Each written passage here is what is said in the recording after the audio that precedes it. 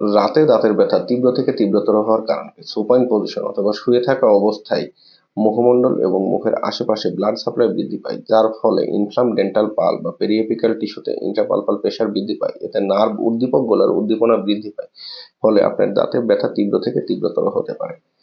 Dental pulp একটি শক্ত চেম্বারের মধ্যে আবদ্ধ থাকে। পালপাইটিস হলে আপনার ভেসোডাইলেশন বৃদ্ধি পায়, যার ফলে নার্ভের চাপ কমার জায়গা না থাকায় আপনার ব্যথা তীব্র থেকে তীব্রতর হতে পারে। এছাড়া রাতের বেলায় কিছু ইনফ্লামেটরি মিডিয়েটর প্রোস্টাগ্ল্যান্ডিন অ্যাক্টিভিটি বেশি থাকে, যার কারণে আপনার দাঁতের ব্যথা তীব্র থেকে তীব্রতর হতে পারে।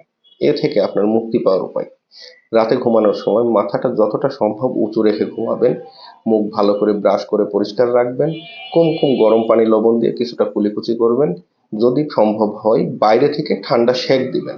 এরপরেও যদি ব্যথা খুব না কমে, তাহলে একটা প্যারাসিটামল 500 মিলিগ্রাম সেবন করতে পারেন। এতে কিছুটা স্বস্তি পাবেন ইনশাল্লাহ, আশা করি।